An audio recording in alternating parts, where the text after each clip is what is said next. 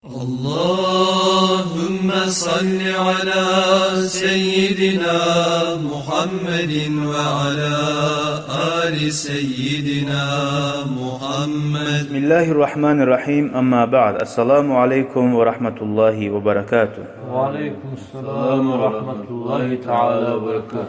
Hali geleyik hadis kitaptan Riyazu Salihinden 83. hadis. 10. hadis Allah'a arka tayamakını boliğinden An Anasin radıyallahu anhu qal. Anas ashabayta radıyallahu anhu qala Resulullah sallallahu aleyhi ve sellem, Allah'ın elçisi Peygamber aleyhisselam aytti. Man qala, kim aytsa, yani benim muradim iza kharaca min baytihi, uyundan çıkanına, Bismillah tevekkeltu alallah ve la havle ve la kuvvete illa billah. Bu kıskası. Aldığından biraz kısa hadis bu.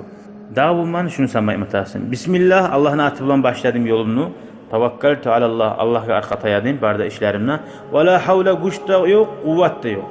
Yahza'ını boldurmaga, yamanzaklarını taydırma illa billah. Allah bulan tuğulesi. Yuqalu lehu, kim şunu aytsa, şoğar aytila, hudita ve kufita ve uqita, tuzlannin. Bar işlerin bultun buldu ve uqita saklannin. Ve tanahha anhu şeytan, şeytan şundan arikki tayyardi. Subhanallah. La havle ve la kuvvete illa billah. Şeytan aytardı bayta başa hadiste. Şeytan bir şeytan aytardı. Keyfe leke bir racülin. Ne etip olasın sen o kişiye? Fakat hudiya, tuz yolga tuzlandı. O var butulluk etti. Onu saklandı deyip aytardı. Şeytan bir şeytan adı. Koy bacarılmayacak sağ ol. Görüyor musun? Az duanı ayttin, sekundlar, 10 sekund. Bismillah, gittin yoluna varan.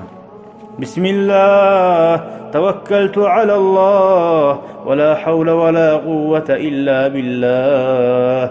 Üç söz. Bismillah. Üç söz aytasan yolun açılıyor. Göresen ha. La havle ve la kuvvete illa billah ne manası nedir?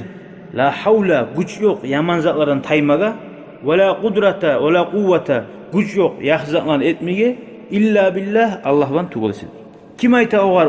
Hudita, kufita, vuqita deb kim ayta? Allahu Teala ayta oyup da bola yadamsa Allah buyurgan malaik bar. Şöyle dua etgen şu var. Anlaşıldı? Şeytanna arik bulur şunu yolundan. Son ve an Anasin, ahirinci hadis şu bolikta radıyallahu anhu, Anas ayta qala kana ahavani ala ahdin nebi sallallahu aleyhi ve sellem. İki kardeş var idi Peygamber aleyhisselam zamanında. 84. hadis. Ve kana ahaduhuma ya'ti nebiyye, birisi gelip Peygamber sallallahu aleyhi ve sellem'e, vel ahar yahtarifu, birisi işleyedi. Birisi geledi, birisi işleyedi. Faşekal muhtarifu, bayağı işleyeni kand etti. Ahahu, ozunu kardeşin Peygamber'e sallallahu aleyhi ve sellem. Ey o okuya men işlep duraman ne?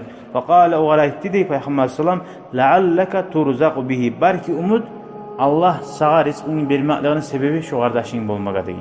İlmi şunca da sihirli zat deyin. İlmi okuyan adamına harç veremsen, komik etemsen, Allah şunu bereketinden senin işlerini uğraştırır. Şöyle bu alpte bula deyin. Hasili arz etme, gant etme deyin. İlmi okuyan yaşını koy deyin. Hal kopar semiyalar. Vah, ahşa yetişmeyip ilmi madrasada okuyan yaşını taydıra. Erkin olsun bir rizkı. Ne Peygamber sallallahu aleyhi ve sellem? İlmi okuyuturup, bundan semiyan barturup, yaşın barturup, ne vurut barakatı bulma bula dağıdı onu.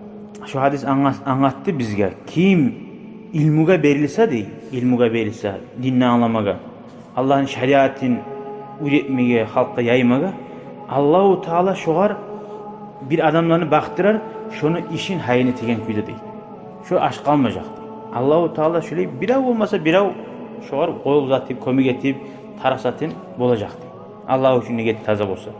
At-targib fi musaati ahli alim. Şu hadis ilmini ahlarını komik etmekке çakıra da bayda.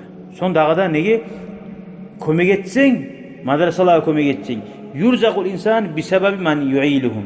Sen kimmanı saklayımsan şu anın sebebinden Allah sağa rızkını vermeye sebep.